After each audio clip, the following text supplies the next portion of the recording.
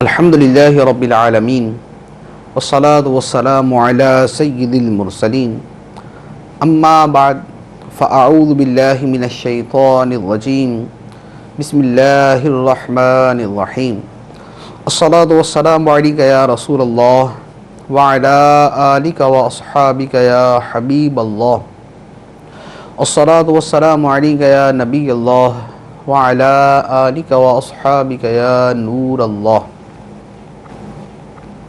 جامع صغیر میں حضرت انس رضی اللہ تعالی عنہ سے روایت ہے، سرکار دو عالم صلی اللہ تعالی علیہ وآلہ وسلم نے ارشاد فرمایا، روز جمعہ اور شب جمعہ مجھ پر درود پاک کی کثرت کرو، کیونکہ جو ایسا کرے گا میں قیامت کے دن اس کا گواہ اور شفاعت کرنے والا ہوں گا۔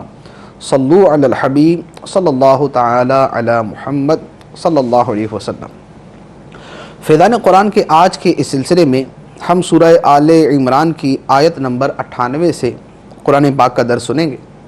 اللہ عز و جل ارشاد فرماتا ہے، بسم اللہ الرحمن الرحیم، قل یا اہل الکتاب لم تکفرون بآیات اللہ واللہ شہید علی ما تعملون۔ تم فرماؤ، اے اہل کتاب، تم اللہ کی آیتوں کا انکار کیوں کرتے ہو، حالانکہ اللہ تمہارے اعمال پر گواہ ہے۔ یہاں فرمایا گیا، اے اہل کتاب، تم اللہ کی آیتوں کا انکار کیوں کرتے ہو۔ ان آیتوں سے مراد توراۃ شریف کی وہ آیتیں ہیں جن میں سرکار دو عالم صلی اللہ تعالیٰ علیہ وآلہ وسلم کی نبوت اور آپ کی تشریف آوری کا تذکرہ ہے۔ چونکہ یہودی سرکار صلی اللہ علیہ وسلم پر ایمان نہ لائے تو ان سے فرمایا گیا کہ تم اپنی توریت کی ان آیتوں کا انکار کیوں کرتے ہو جو سرکار دو عالم صلی اللہ علیہ وسلم کے بارے میں ہیں، حالانکہ اللہ تمہارے اعمال پر گواہ ہے۔ تو تم اگر ان آیات کو چھپاتے ہو یا ان میں تحریفیں کرتے ہو تو یہ تو صرف لوگوں کے اعتبار سے ہے، اللہ تعالیٰ تو تمہارے اعمال پر گواہ ہے۔ تو اللہ سے ڈر کر تمہیں اپنی اس حرکت سے باز آ جانا چاہیے۔ مزید فرمایا، قل یا اہل الکتاب لم تصدون عن سبیل اللہ من آمن تبغونها عوجا وانتم شہداء وما اللہ بغافل عما تعملون۔ تم فرماؤ، اے اہل کتاب، تم ایمان لانے والوں کو اللہ کے راستے سے کیوں روکتے ہو؟ تم ان میں بھی ٹیڑھا پن چاہتے ہو، حالانکہ تم خود اس پر گواہ ہو اور اللہ تمہارے اعمال سے بے خبر نہیں۔ پچھلی آیت میں فرمایا کہ تم انکار کرتے ہو، کہ تم ایمان نہیں لاتے اور سرکار دو عالم صلی اللہ علیہ وسلم کا انکار کرتے ہو۔ یہاں فرمایا گیا کہ خود انکار کرنے کے ساتھ اور خود ایمان نہ لانے کے ساتھ تم دوسروں کو بھی روکتے ہو اور ان کو بھی گمراہ کرنا چاہتے ہو۔ تو فرمایا تبغونہا عوجا، تم ان کے اندر بھی ٹیڑھا پن چاہتے ہو۔ تو تمہارا تو فرض یہ تھا کہ تم خود بھی ایمان لاتے اور دوسروں کو بھی ترغیب دیتے، نہ یہ کہ خود بھی تم اس سے رک گئے اور دوسروں کو بھی روکنا شروع کر دیا۔ تو فرمایا کہ اللہ تعالیٰ تمہارے اعمال سے بے خبر نہیں، جو تم کر رہے ہو، جو تمہاری حرکتیں ہیں، اللہ تعالیٰ ان تمام اعمال سے باخبر ہے اور تمہیں اس کی جزا دے گا۔ پھر فرمایا، یا ایھا الذین آمنوا ان تطیعوا فریقا من الذین اوتوا الکتاب یردوکم بعد ایمانکم کافرین۔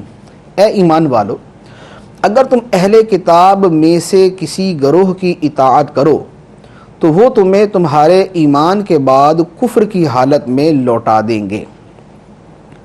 اس آیت مبارکہ کا شان نزول یہ ہے کہ ایک یہودی مسلمانوں کی مجلس کے قریب سے گزرا تو وہاں پر انصار کے مختلف قبیلے جو کسی زمانے میں آپس میں جنگ و جدل کے اندر مصروف تھے، وہاں پر بیٹھے ہوئے اسلام کی وجہ سے آپس میں بڑی محبت سے باتیں کر رہے تھے۔ اب یہودی کو یہ بات پسند نہ آئی، اس نے وہاں پر اپنے کسی جاننے والے یہودی سے کہا کہ تم ان کے سامنے زمانہ جاہلیت کے وہ قصیدے پڑھو جن میں ان کے درمیان کی لڑائیوں کا تذکرہ ہے، تو یوں ان کو آپس میں لڑوا دو۔ تو اس نے وہ قصیدے پڑھنا شروع کر دیے، جس کا نتیجہ یہ ہوا کہ انصار کے مختلف گروہوں کو اپنے اپنے آباء و اجداد کی وہ باتیں یاد آئیں اور آپس کے اندر بحث شروع ہوئی اور وہ ہوتے ہوتے آپس کے اندر وہ لڑ پڑے۔ جب وہ لڑ پڑے اور سرکار دو عالم صلی اللہ تعالیٰ علیہ وآلہ وسلم تک یہ خبر پہنچی، نبی کریم صلی اللہ تعالیٰ علیہ وآلہ وسلم تشریف لائے اور فرمایا کہ اے لوگو، یہ کیا جاہلیت کی حرکتیں کرتے ہو، حالانکہ میں تمہارے درمیان موجود ہوں، کہ تم اپنے پرانے زمانہ جاہلیت کے آباء و اجداد کے نام پر ایک دوسرے سے لڑ رہے ہو۔ تو یہ جب سرکار دو عالم صلی اللہ علیہ وسلم نے ان سے ارشاد فرمایا تو پھر انصار صحابہ کرام روتے ہوئے ایک دوسرے سے گلے ملنے لگے اور ایک دوسرے سے معافی مانگنے لگے۔ تو اس پر یہ آیت مبارکہ نازل ہوئی کہ اے ایمان والو، اگر تم کتابیوں کے کسی گروہ کی پیروی کرو گے تو وہ تمہیں تمہارے ایمان کے بعد کفر کی طرف لوٹا دیں گے، وہ تمہیں لڑائی جھگڑے کی طرف، زمانہ کفر کی حرکتوں کی طرف، زمانہ جاہلیت کے ان کرتوتوں کی طرف دوبارہ لوٹا دیں گے جن سے تم توبہ کر چکے ہو۔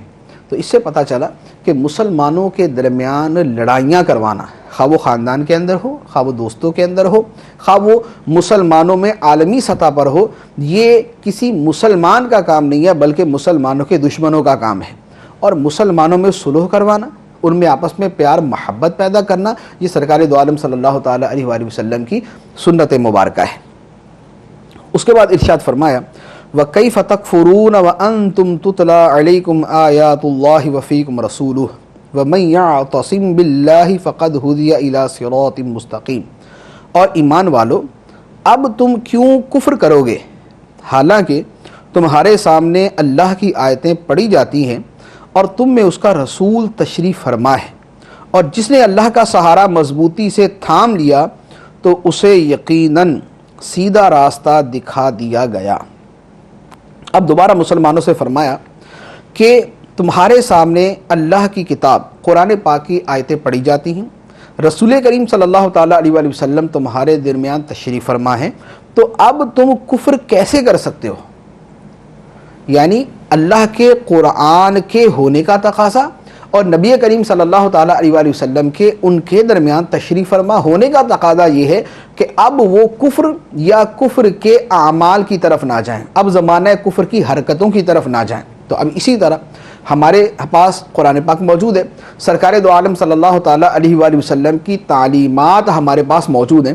تو جب نبی کریم صلی اللہ تعالیٰ علیہ وآلہ وسلم کی احادیث مبارکہ ہمارے پاس ہے، اللہ کا کلام ہمارے پاس موجود ہے، تو اس کا تقاضا یہ ہے کہ اب ہمارے درمیان نہ کفر ہو، نہ زمانہ کفر کی حرکات ہوں، نہ زمانہ جاہلیت والے کام ہوں، بلکہ وہ کام ہوں جو اللہ اور اس کے رسول صلی اللہ علیہ وسلم کو راضی کرنے والے ہیں اور جو صراط مستقیم کی طرف لے جانے والے ہیں اور جو سیدھے راستے کی طرف لے جانے والے ہیں۔ تو فرمایا وَمَنْ يَعْتَصِمْ بِاللَّهِ فَقَدْ هُدِيَ إِلَى صِرَاطٍ مُسْتَقِيمٍ، جس نے اللہ کا سہارا مضبوطی سے تھام لیا تو اسے یقیناً سیدھا راستہ دکھا دیا گیا۔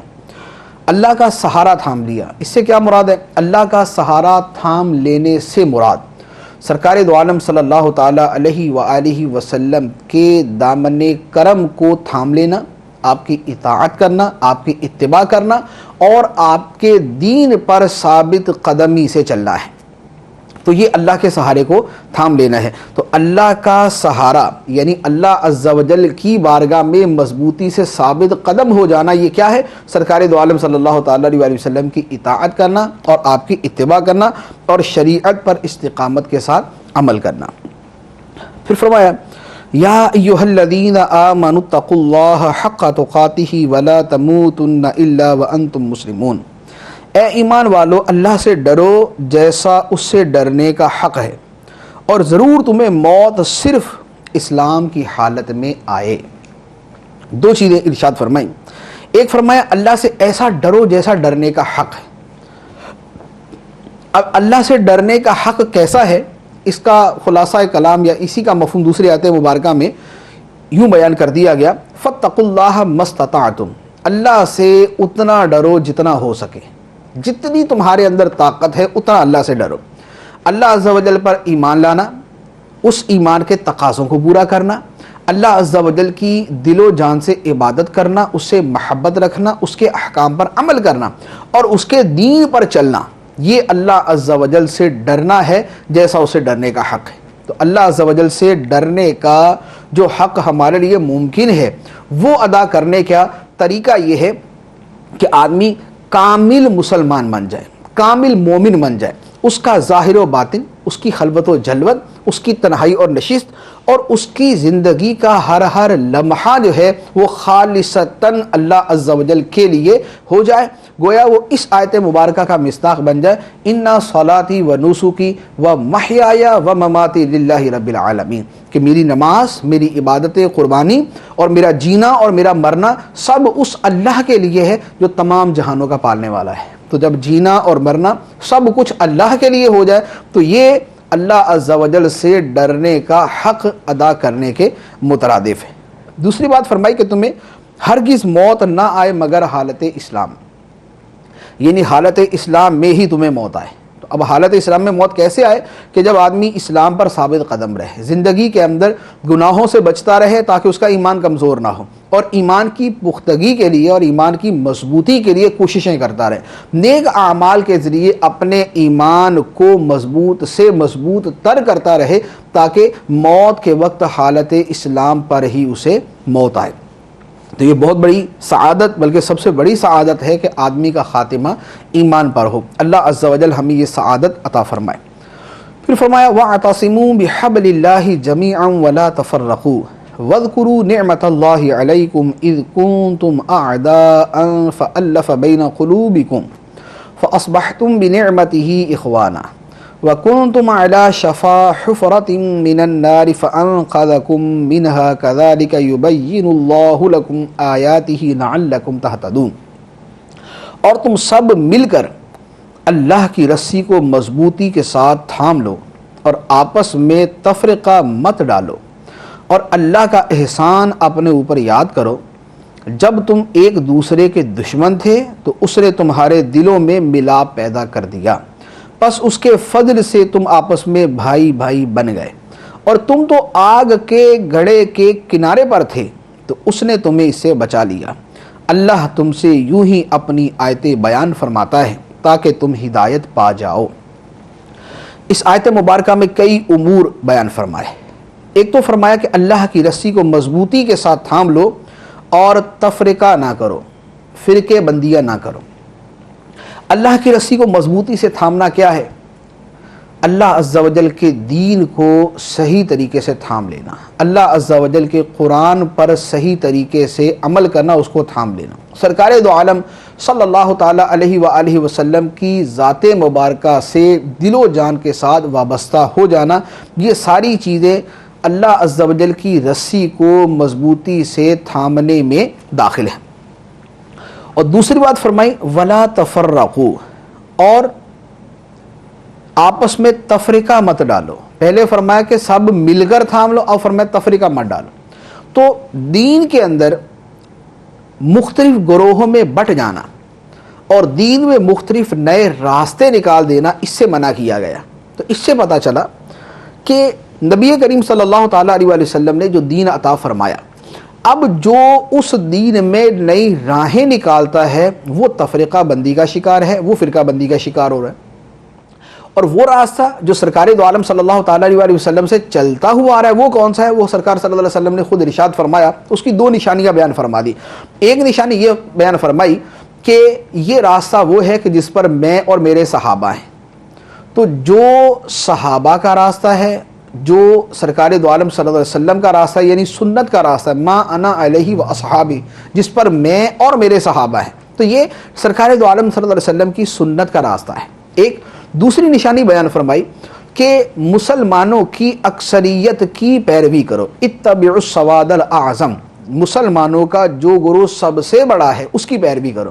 تو جو سنت اور جماعت، جس کا ایک جو ہے وہ نہایت ہی مختصر لفظ بنا لیا گیا، اہل سنت و جماعت، تو جو یہ راستہ ہے یہ وہ راستہ ہے جس پر سرکار دو عالم صلی اللہ تعالیٰ علیہ وسلم نے چلنے کا حکم فرمایا۔ اب اس سے جو فرقے نکلتے گئے، بعض جو ہے وہ دین کی کسی بات کے اندر جدا ہو گئے، جیسے معتزلہ فرقہ آیا، معتزلہ فرقہ نے عذاب قبر کا انکار کر دیا، احادیث مبارکہ کو حجت ماننے سے انکار کر دیا، اللہ عز و جل کے قیامت کے دن کے دیدار کا انکار کر دیا، اسی طرح صفات باری تعالیٰ کے اندر نئی راہیں نکالی۔ تو یہ جو اہل سنت، جو سنت اور جماعت صحابہ کا راستہ تھا، یہ اسے جدا ہو گئے۔ تقدیر کے منکر آ گئے، تقدیر کے منکرین نے تقدیر کا انکار کر دیا، تو یہ جو مسلمانوں کا سنت اور جماعت کا راستہ تھا اس سے جدا ہو گئے۔ اسی طرح جبری آ گئے، جنہوں نے کہا کہ ہم مجبور محض ہیں، جو اللہ نے کر دیا وہ ہمیں کرنا ہی پڑتا ہے، جو کہہ دیا وہ کرنا ہی پڑتا ہے، یہ ایک اور راستہ نکل گیا۔ اسی طرح فرقہ مجسمہ آیا، اور اس طرح کے فرقے تب سے لے کر اب تک آتے گئے۔ کوئی اہل بیت کا دشمن ہوا تو کوئی صحابہ کرام کا دشمن ہوا، کسی نے نبی کریم صلی اللہ علیہ وسلم کی عظمت کا انکار کیا، کسی نے جو ہے اولیاء کرام کی عظمت کا انکار کیا۔ تو یہ جو سنت اور جماعت کا راستہ تھا، اس سے جو جدا ہوتے گئے، یہاں مسلمانوں کو اس کے بارے میں فرمایا گیا وَلَا تَفَرَّقُوا، ایسی فرقہ بندیاں نہ کرو کہ مسلمانوں کے راستے سے جدا ہو جاؤ، جماعت مسلمین کے راستے سے جدا ہو جاؤ اور سنت کے راستے سے جدا ہو جاؤ۔ تو اب یہاں پر ایک بات نہایت غور طلب ہے، بعض لوگ جو صلح کلیت کی آڑ لیتے ہیں وہ سب کو صحیح کہتے ہیں، سب کے ساتھ چلنے کا کہتے ہیں۔ تو میرے بھائی، اللہ عز و جل تو کچھ اور فرما رہے ہیں، اس کے حبیب صلی اللہ تعالیٰ علیہ وسلم تو کچھ اور فرما رہے ہیں۔ تو یہ کہ سب صحیح ہیں یہ کبھی بھی نہیں ہو سکتا۔ ایک بات کہہ رہا ہے، دوسرا اس کے متضاد بات کہہ رہا ہے، تو دونوں صحیح کیسے ہو سکتے ہیں؟ ایک کہہ رہا ہے دین ہے، دوسرا کہہ رہا ہے رات ہے۔ اب جو یہ کہہ کہ دونوں صحیح ہیں وہ پاگل ہے، کیونکہ یا دن ہوگا یا رات ہوگی۔ جب دو متضاد چیزیں ہیں تو دونوں کو صحیح کیسے کہا جا سکتا ہے؟ تو صحیح جو ہے وہ صرف ایک ہے، یا دن ہے یا پھر رات ہے، یا سورج نکلا ہے یا نہیں نکلا ہوا۔ تو ایک بات ہی حق ہو سکتی ہے، یہ کہنا کہ نہیں جناب سارے کے سارے ہی صحیح ہیں، یہ صلح کلیت کا گمراہ کن راستہ ہے، اور اس راستے پر چلنے والوں کو خود اپنے کلام کی سمجھ نہیں ہوتی کہ وہ کہہ کیا رہے ہیں، وہ بات کیا کر رہے ہیں۔ ایک کہتا ہے اللہ عز و جل کی یہ صفات ہیں، دوسرا کہتا ہے نہیں ہے، یہ کہتے ہیں دونوں صحیح ہیں۔ تو یہ دونوں کیسے صحیح ہو سکتے ہیں؟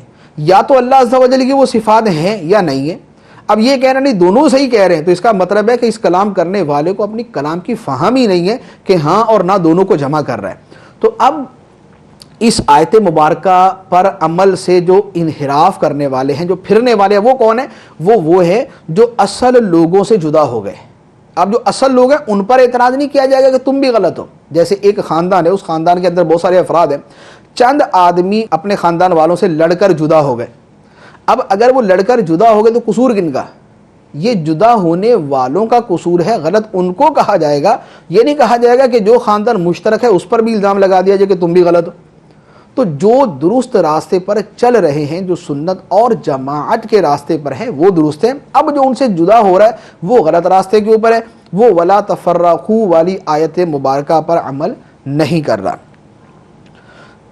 پھر فرمایا وَاذْكُرُوا نِعْمَتَ اللَّهِ عَلَيْكُمْ، اللہ کی نعمت کو یاد کرو۔ یہاں پر جس نعمت کو یاد کرایا گیا وہ یہ ہے کہ سرکار دو عالم صلی اللہ تعالیٰ علیہ وآلہ وسلم کی تشریف آوری سے پہلے انصار کی آپس کے اندر جنگیں تھیں، مختلف قبیلے آپس کے اندر صدیوں لڑتے رہے، چھوٹے چھوٹے معاملات کے اوپر یا 50 سال لڑائی لڑتے رہے یا 70 سال لڑتے رہے، 150 سال تک لڑائیاں چلتی رہی۔ تو اب یہ جو آپس میں دشمنیاں تھیں، یہ جو نفرتیں تھیں، یہ جو کدورتیں تھیں، یہ جو کینے تھے، جنگیں تھیں، اور یہ حرب و ضرب کا جو سلسلہ چل رہا تھا، سرکار دو عالم صلی اللہ تعالیٰ علیہ وآلہ وسلم تشریف لائے۔ نبی کریم صلی اللہ تعالیٰ علیہ وآلہ وسلم نے انہیں اپنی ذات مبارکہ کے پیچھے ایسا جمع کر دیا کہ ان کی صدیوں کی لڑائیاں ختم ہو گئی، ان کی نفرتیں محبتوں کے اندر بدل گئی، ان کے بغض و کینہ آپس کے اندر صاف دلی کے اندر تبدیل ہو گئے، اور ان کی دشمنیاں آپس کے اندر بھائی بھائی بننے کے اندر تبدیل ہو گئی۔ تو جب یہ سارا کچھ ہو گیا، اس کے بارے میں اللہ عز و جل نے فرمایا کہ اپنے اوپر اللہ کی اس نعمت کو یاد کرو، اذ کنتم اعداء، جب تم آپس میں دشمن تھے، فألف بین قلوبکم، تو اللہ نے تمہارے دلوں کے اندر الفت پیدا کر دی، تمہارے دلوں میں الفت پیدا کر دی، فاصبحتم بنعمتہ اخوانا، تو اللہ کے احسان کی وجہ سے تم آپس میں بھائی بھائی بن گئے۔ تو وہ اللہ عز و جل کے کس احسان کی وجہ سے اور کس کے ذریعے وہ آپس کے اندر بھائی بھائی بن گئے؟ وہ سرکار مدینہ راحت قلب و سینہ صلی اللہ تعالیٰ علیہ وآلہ وسلم کی ذات مبارکہ تھی، جن کی وجہ سے انصار کے وہ سارے قبیلے آپس کے اندر بھائی بھائی بن گئے۔ تو فرمایا کہ تم تو جہنم کے گڑھے کے کنارے پر تھے اپنے کفر کی وجہ سے اور اپنی جہالت کی وجہ سے، لیکن اللہ عز و جل نے سرکار دو عالم صلی اللہ تعالیٰ علیہ وآلہ وسلم کی ذات مبارکہ تمہارے درمیان مبعوث فرما کر تمہیں اس جہنم کے گڑھے سے بچا لیا، فَأَنْقَذَكُم مِّنْهَا، تمہیں اس سے بچا لیا۔ تو یہ نبی کریم صلی اللہ تعالیٰ علیہ وسلم کی ذات مبارکہ جس نے آپس میں الفت و محبت پیدا کر دی، جس نے رحمت و رافت پیدا کر دی، جس نے آپس میں نرمی اور شفقت پیدا کر دی، جس نے آپس کے اندر رحم دلی پیدا کر دی۔ تو اب فرمایا جا رہا ہے وَاذْكُرُوا نِعْمَتَ اللَّهِ عَلَيْكُمْ، اپنے اوپر اللہ کے احسان کو یاد کرو۔ تو اب اللہ عز و جل کے احسان کو یاد کرنے کا طریقہ کیا ہوگا کہ نبی کریم صلی اللہ تعالیٰ علیہ وسلم کی ذات مبارکہ کو یاد کیا جائے، کیونکہ سرکار کے ذریعے ہمارے درمیان آپس میں محبت پیدا ہو رہی ہے۔ ایک مشرق میں مسلمان ہے، ایک مغرب کے اندر ہے، دونوں آپس میں ملتے ہیں اور دونوں کو پتہ چلتا ہے کہ یہ بھی مسلمان ہے، میں بھی مسلمان ہوں، وہ آپس کے اندر گلے ملتے ہیں اور پیار محبت کے ساتھ ایک دوسرے کو دیکھتے ہیں۔ تو یہ جو پیار محبت سے دیکھنا، ایک دوسرے کو جانتے نہ تھے، پہچانتے نہ تھے، ایک دوسرے سے تعلق نہ تھا، ایک مشرق اور دوسرا مغرب کے اندر رہنے والا ہے، جب وہ آپس میں ملتے ہیں اور رشتہ اسلامی کی وجہ سے آپس میں محبت کرتے ہیں، تو یہ کیا ہے؟ یہ سرکار دو عالم صلی اللہ تعالیٰ علیہ وسلم کے نام لیوا ہونے کی وجہ سے آپس کے اندر پیار، نہیں تو اور کیا ہے؟ تو جو اللہ کی نعمت کو یاد کرنے کا طریقہ ہے وہ یہ ہے کہ سرکار دو عالم صلی اللہ تعالیٰ علیہ وآلہ وسلم کو یاد کیا جائے، تو خواہ ان کے یوم ولادت کے اوپر یا ان کے یوم معراج کے اوپر یا بلکہ زندگی کے ہر لمحے کے اندر سرکار دو عالم صلی اللہ تعالیٰ علیہ وآلہ وسلم کی یاد اللہ عز و جل کے اس احسان کو یاد کرنے کے مترادف ہے۔ مزید فرمائے وَلْتَكُن مِّنكُمْ أُمَّةٌ يَدْعُونَ إِلَى الْخَيْرِ وَيَأْمُرُونَ بِالْمَعْرُوفِ وَيَنْهَوْنَ عَنِ الْمُنكَرِ وَأُولَٰئِكَ هُمُ الْمُفْلِحُونَ، اور تم میں سے ایک گروہ ایسا ہونا چاہیے جو بھلائی کی طرف بلائیں اور اچھی بات کا حکم دیں اور بری بات سے منع کریں، اور یہی لوگ فلاح پانے والے ہیں۔ ایک گروہ ایسا ہونا چاہیے جو امر بالمعروف کرے، نہی عن المنکر کرے، اور یہ لوگ فلاح پانے والے ہیں۔ کیونکہ ہر بندہ ہی اسی کام پر لگ جائے یہ مشکل ہے، تو مسلمانوں کی باقاعدہ ایک جماعت اور ایک گروہ ایسا ہونا چاہیے جس کا کام ہی نیکی کی دعوت پھیلانا، جس کا کام ہی برائیوں سے منع کرنا، تو یہ فرض کفایہ ہے۔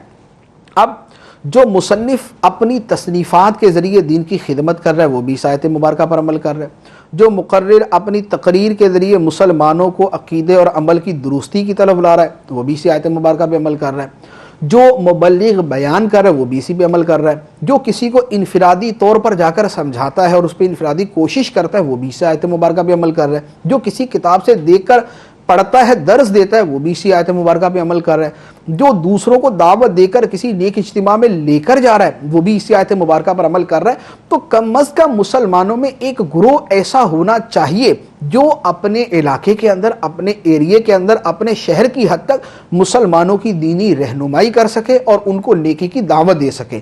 تو یہ مسلمانوں کا عالمی فریضہ ہے، علاقے کی سطح پر، شہر کی سطح پر، صوبے کی سطح پر، ملک کی سطح پر اور بین الاقوامی سطح پر مسلمانوں کو ایسے وسائل اختیار کرنا، ایسا کام کرنا کہ جس کی وجہ سے نیکی کی دعوت اور برائی سے ممانعت کا سلسلہ جاری رہے، یہ مسلمانوں کا دینی فریضہ ہے۔ اس فریضے سے مسلمان جتنا پیچھے چلتے آ رہے اتنا ہی وہ گناہوں کی طرف بڑھتے جا رہے اور اتنا ہی تباہی کی طرف بڑھتے جا رہے، اور جتنا اس سلسلے کو مضبوط کر لیا جائے دنیا کے اندر اتنا ہی اسلام کا نام سر بلند ہوتا جائے گا۔ اللہ عز و جل ہمیں اس پر بھی عمل کی توفیق عطا فرمائے۔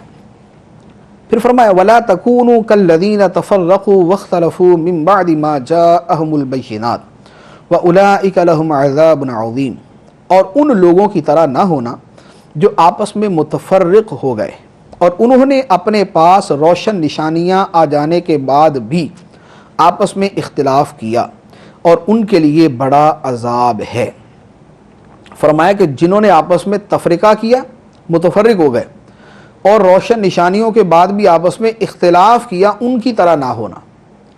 ایک تو مشرک کہ جو آپس میں لڑتے جھگڑتے مرتے مارتے تھے ان کی طرح نہ ہونا، اور دوسرا ان یہودیوں اور عیسائیوں کی طرح نہ ہونا جنہوں نے اپنے دین کو ٹکڑے ٹکڑے کر دیا، اصل دین کے اندر تغییر و تحریف کی، اصل دین کو جدا جدا حصوں میں تقسیم کر لیا، ان کی طرح نہ ہونا، بلکہ جو راستہ سرکار دو عالم صلی اللہ تعالیٰ علیہ وسلم سے چلتا آ رہا ہے، جو صحابہ کرام کا راستہ ہے اسی کے اوپر چلتے آنا، جو سنت اور جماعت کا راستہ ہے اسی کے اوپر چلتے آنا، یہی مسلمان کی کامیابی کا ذریعہ ہے، جس پر ابھی پچھلی آیتوں کے اندر کلام کیا گیا۔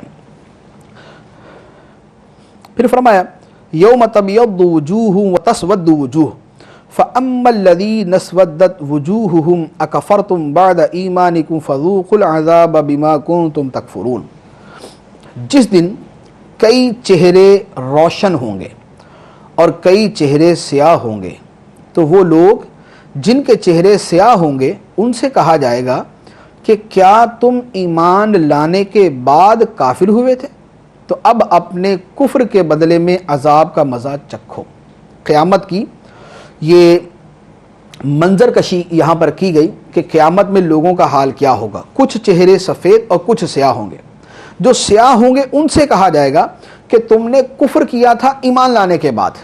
तो एक तो वो ईमान जो यौम मीसाक अल्लाह अज़्ज़ व जल की बारगाह में अलस्तु बि रब्बिकुम के जवाब में बला कहा गया था, तो वो ईमान था और दुनिया में आके कुफ्र किया। या फिर मुनाफिकीन थे जो दिलों के अंदर कुफ्र रखते थे, ज़ाहिरी तौर पे ईमान जो है वो इजहार करते थे। या वो लोग कि जो मुसलमान हुए लेकिन फिर उसके बाद काफिर हो गए, मुर्तद हो गए। तो इन सब के एतबार से फरमाया गया कि क्या तुम ईमान के बाद काफिर हुए, तो ये वो लोग होंगे जिनके चेहरे स्याह होंगे और जिनसे कहा जाएगा फ़ज़ूक़ुल अज़ाब बिमा कुन्तुम तकफ़ुरून, अपने कुफ्र के बदले में अब अजाब का मज़ा चखो। और दूसरा ग्रोह जिनके चेहरे सफ़ेद होंगे उनके बारे में फरमाया व अम्मल्लज़ीन अबयद्दत वजूहुहुम फ़फ़ी रहमतिल्लाहि हुम फ़ीहा ख़ालिदून। और वो लोग जिनके चेहरे सफ़ेद होंगे वो अल्लाह की रहमत में होंगे और वो हमेशा उसमें रहेंगे। अब रोशन चेहरे किनके होंगे क़यामत के दिन? लामी बात है कि ईमान वालों के चेहरे, उनके दाएं बाएं नूर, उनके आगे पीछे नूर, उनके ऊपर नीचे नूर होगा। यहाँ पर एक निहायत ही मुफीद हवाला तफसीर दुर्र मंसूर से अर्ज़ करता हूँ। हज़रत अब्दुल्लाह इब्न अब्बास रज़ियल्लाहु ताला अन्हुमा इस आयत करीमा की तफसीर में इरशाद फरमाते हैं और यही जुमले हज़रत अब्दुल्लाह इब्न उमर रज़ियल्लाहु ताला अन्हुमा के हैं।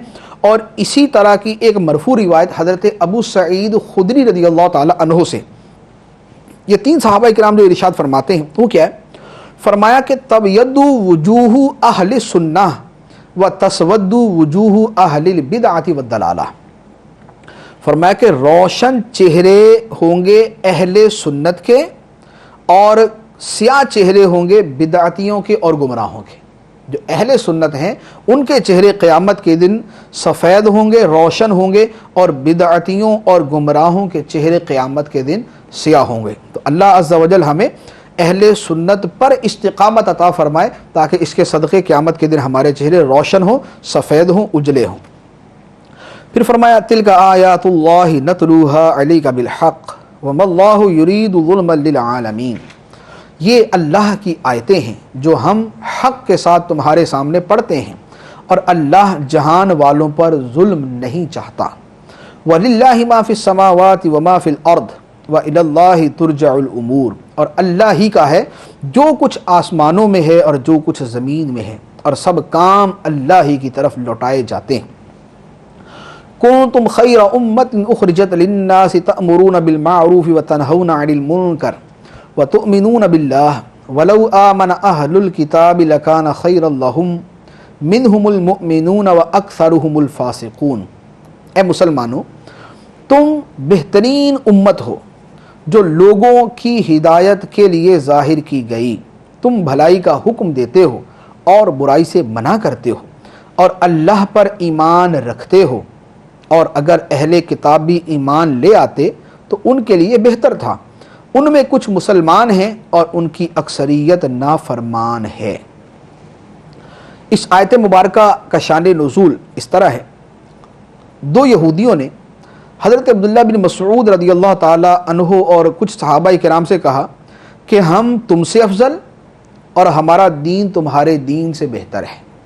उस पर यह आयत मुबारका नाजिल हुई और मुसलमानों को फरमाया गया कुन्तुम खैरा उम्मत, तुम बेहतरीन उम्मत हो। जो यहूदी कह रहे कि हम तुमसे बेहतर है और हमारा दीन तुमसे बेहतर है, ऐसा नहीं, बल्कि ए मुसलमानों और ए नबी के पैरोकारों, तुम बेहतरीन उम्मत हो जो लोगों की हिदायत के लिए ज़ाहिर की गई।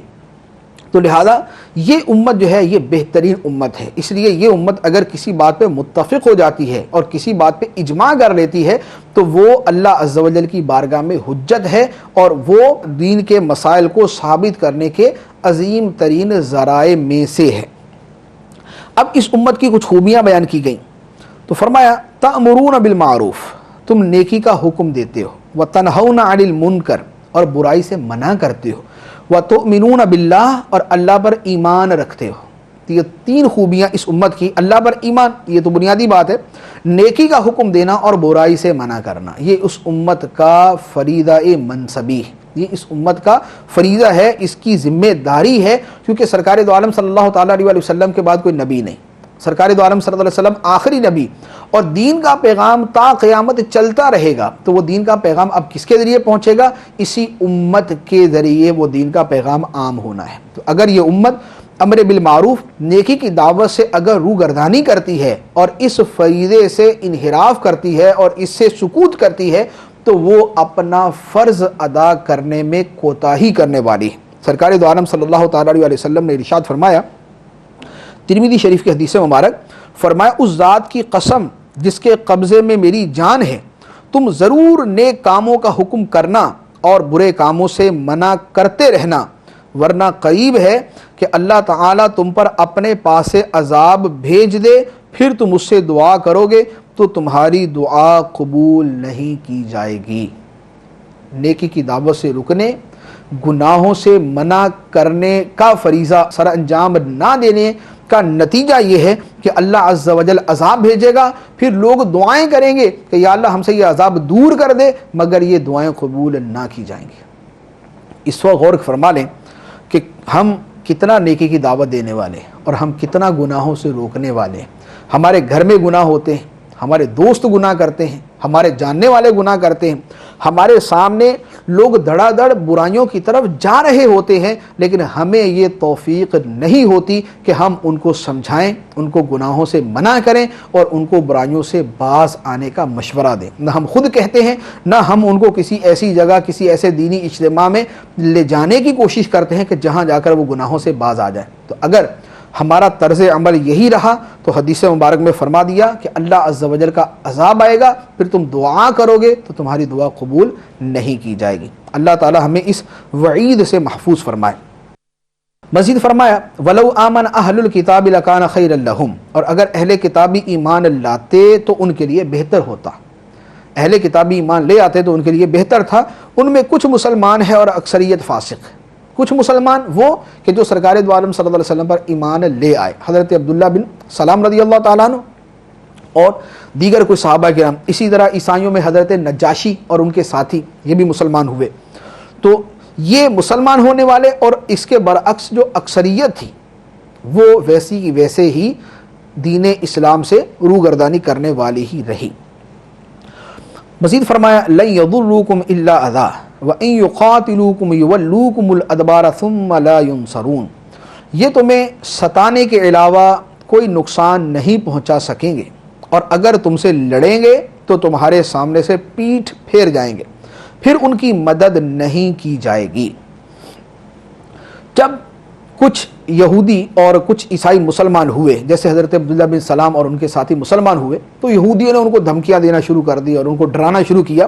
تو اس پر اللہ عز و جل نے ارشاد فرمایا کہ یہ تمہیں ضرر نہیں پہنچا سکیں گے، ستائیں گے لیکن تمہیں نقصان نہیں پہنچا سکیں گے، اور اگر یہ تمہارے مقابلے میں آئیں گے تو پیٹھ پھیر کے بھاگ جائیں گے اور ان کی مدد نہیں کی جائے گی۔ چنانچہ صحابہ کرام کو یہ فرمایا گیا تو صحابہ کرام کے سامنے جو یہودی اور عیسائی طاقتیں آئیں، جب وہ مسلمانوں کے سامنے آئیں تو دم دبا کے بھاگ گئیں۔ مسلمانوں کو اللہ عز و جل نے فتح و نصرت عطا فرمائی، اور یہ غیبی خبر صحابہ کرام کے ہاتھ پر پوری ہوئی کہ اگر یہ تمہارے مقابلے میں آئیں گے تم سے لڑیں گے، وَإِن يُقَاتِلُوكُمْ، اور اگر یہ تم سے لڑیں گے، يُوَلُّوكُمُ الْأَدْبَارَ ثُمَّ لَا يُنصَرُونَ، تو یہ پیٹھ پھیر کر بھاگ جائیں گے اور پھر ان کی مدد نہیں کی جائے گی۔ تو صحابہ کرام رضی اللہ تعالی عنہم نے شام کو فتح کیا، روم کو فتح کیا، عراق کو فتح کیا، اور وہاں کا ایک پورا کا پورا علاقہ جو ہے اس کو فتح کیا، اور مسلمان یہ فتوحات جو حاصل کرتے گئے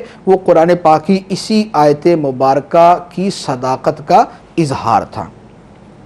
پھر فرمایا ضربت علیہم الذلۃ اینما ثقفوا الا بحبل من اللہ وحبل من الناس وباؤوا بغضب من اللہ وضربت علیہم المسکنہ ذلك بأنهم كانوا يكفرون بآيات الله ويقتلون الأنبياء بغير حق ذلك بما عصوا وكانوا يعتدون۔ یہ جہاں بھی پائے جائیں ان پر ذلت مسلط کر دی گئی، سوائے اس کے کہ انہیں اللہ کی طرف سے سہارا مل جائے یا لوگوں کی طرف سے سہارا مل جائے۔ یہ اللہ کے غضب کے مستحق ہیں اور ان پر محتاجی مسلط کر دی گئی۔ یہ اس وجہ سے ہے کہ یہ اللہ کی آیتوں کے ساتھ کفر کرتے تھے اور نبیوں کو ناحق شہید کرتے تھے۔ یہ اس وجہ سے تھا کہ یہ نافرمان اور سرکش تھے۔ یہاں پر جو چیز ارشاد فرمائی گئی کہ یہودیوں پر ذلت کو مسلط کر دیا گیا، یہ جہاں بھی رہیں، الا یہ کہ انہیں اللہ کی طرف سے سہارا مل جائے یا لوگوں کی طرف سے سہارا مل جائے۔ دنیا میں یہودی ذلیل رہیں گے، یہ قرآن نے فرما دیا، لیکن دو صورتیں ایسی ہیں کہ اگر وہ پائی جائیں تو پھر یہ ہو سکتا ہے کہ ان کی ذلت جو ہے وہ وقتی طور پہ ختم ہو جائے اور یہ جو ہے وہ معزز جو ہے وہ کسی علاقے کے اندر شمار کیا جائیں۔ ایک یہ ہے کہ اللہ کا سہارا مل جائے، اللہ کا سہارا مل جائے وہ یہ ہے کہ یا تو مسلمان ہو جائیں یا مسلمانوں کے باج گزار ہو جائیں، یعنی مسلمانوں کو جزیہ دینا شروع کر دیں، اور یا یہ ہے کہ ان کو لوگوں کا سہارا مل جائے۔ جیسے مثال کے طور پہ اس وقت دنیا کے اندر یہودی سلطنت موجود، لیکن کیوں موجود؟ لوگوں کا سہارا ہے، ان کے پیچھے دنیا کی طاقتیں، ان کے پیچھے بڑی بڑی سلطنتیں، تو یہ کیا ہے؟ وَحَبْلٍ مِّنَ النَّاسِ، لوگوں کا سہارا ملا ہوا۔ اور جب تک یہودیوں کو کسی بڑی طاقت کا سہارا نہ ملا، تو آپ اس سے پہلے کی تاریخ دیکھ لیں، سرکار دو عالم صلی اللہ علیہ وسلم پر جب یہ آیت مبارکہ نازل ہوئی تب سے لے کر آج سے صرف 60 سال پہلے تک کی تاریخ دیکھ لیں، دنیا کے اندر جو ہے کہیں بھی یہودیوں کو سلطنت نہ مل سکی۔ کیوں؟ اس لیے کہ نہ اللہ کا سہارا تھا اور نہ لوگوں کا سہارا تھا، اور جب لوگوں کا سہارا ان کو مل گیا تو پھر جو ہے ان کو دنیا کے اندر طاقت مل گئی اور دنیا کے اندر عزت مل گئی۔ تو قرآن پاک کی آیت مبارکہ میں جو فرمایا گیا برحق، اس لیے اگر آج بھی اگر بڑی بڑی حکومتیں اور سلطنتیں اپنی پشت پناہی ختم کر دیں تو یہ دوبارہ ضربت علیہم الذلہ کے اندر آ کے پڑ جائیں گے کہ ان کے اوپر دوبارہ ذلت مسلط کر دی جائے گی۔ تو یہ اللہ کے غضب کے مستحق اور ان کے اوپر محتاجی مسلط کر دی گئی کہ جتنے مرضی امیر ہو جائیں، جتنا مرضی پیسہ آ جائے، جتنے مرضی دولت کے انبار لگ جائیں، دنیا میں سب سے کنجوس، مال سے سب سے زیادہ محبت کرنے والے اور مال کی خاطر سب کچھ کرنے والے یہی لوگ ہوں گے۔ تو یہ جو ان کے دل کے اندر ایک عدم قناعت اور ایک لالچ اور حرص کو بھر دیا گیا ہے، یہ ان کی تا قیامت کی ذلت بھی ہے اور ان کی محتاجی اور ان کی غربت بھی ہے۔ اور یہ جو ان کے اوپر ذلت مسلط کی گئی، جو یہ غضب الہی کے مستحق ہوئے، کیوں؟ فرمایا اس لیے کہ اللہ کی آیتوں کے ساتھ کفر کرتے تھے، انبیاء کو ناحق شہید کرتے تھے اور نافرمانی کرتے تھے اور سرکشی کیا کرتے تھے۔ تو سرکشی، کفر، نافرمانی، یہ وہ چیزیں ہیں جو ذلت اور محتاجی کا سبب بنتی ہیں۔ پھر فرمایا لیسوا سواء من اہل الکتاب امۃ قائمۃ یتلون آیات اللہ آناء اللیل وہم یسجدون، یہ سب ایک جیسے نہیں، اہل کتاب میں کچھ وہ لوگ بھی ہیں جو حق پر قائم ہیں، وہ رات کے لمحات میں اللہ کی آیتوں کی تلاوت کرتے ہیں اور سجدہ کرتے ہیں۔ فرمایا کہ جو مسلمان ہو گئے، جو ان یہودیوں میں سے مسلمان ہو گئے، یہ سب ایک جیسے نہیں ہیں، کچھ وہ بھی ہیں کہ جو رات کو اللہ کی آیتوں کی تلاوت کرنے والے اور رات کے لمحات میں سجدہ کرنے والے ہیں۔ تو جو مسلمان ہو گئے وہ اس آیت مبارکہ کے مصداق کے اندر داخل ہو گئے کہ وہ اللہ کے پسندیدہ بندے بن گئے۔ اور پھر یہ بھی پتہ چلا کہ رات کے لمحات میں عبادت کرنا اللہ کو بڑا پسند ہے، بڑا مقبول ہے، کیونکہ بطور خاص اس کے بارے میں ارشاد فرمایا کہ یہ راتوں کو سجدہ کرنے والے ہیں اور قرآن کی تلاوت کرنے والے ہیں۔ پھر فرمایا یؤمنون باللہ والیوم الآخر ویأمرون بالمعروف وینہون عن المنکر ویسارعون فی الخیرات واولئک من الصالحین، یہ اللہ پر اور آخرت کے دن پر ایمان رکھتے ہیں اور بھلائی کا حکم دیتے اور برائی سے منع کرتے ہیں اور نیک کاموں میں جلدی کرتے ہیں، اور یہ لوگ اللہ کے خاص بندوں میں سے ہیں۔ یہی جو مسلمان ہونے والے ہیں یہ اللہ کے خاص بندوں میں سے ایمان رکھتے ہیں، نیکی کی دعوت دیتے ہیں، برائی سے منع کرتے ہیں، نیکیوں میں جلدی کرتے ہیں اور صالحین میں سے ہیں۔ وما يفعلوا من خیر فلن یکفروہ واللہ علیم بالمتقین، اور یہ لوگ جو نیک کام کرتے ہیں ہرگز ان کی ناقدری نہیں کی جائے گی اور اللہ ڈرنے والوں کو جانتا ہے۔ یہودیوں نے عبداللہ بن سلام رضی اللہ عنہ اور ان سے کہا کہ تم نے دین اسلام قبول کیا، خسارے میں پڑ گئے۔ تو اللہ تعالیٰ نے فرمایا کہ نہیں، خسارے میں نہیں پڑے، جو نیکی کی ہے ان کی ناقدری نہیں کی جائے گی۔ اللہ تقوی والوں کو جانتا ہے، ان کو صلہ عطا فرمائے گا۔ اللہ عز و جل ہمیں قرآن کا فہم عطا فرمائے اور قرآن کی آیات پہ عمل کی توفیق عطا فرمائے۔ آمین بجاہ النبی الامین صلی اللہ تعالی علیہ وسلم۔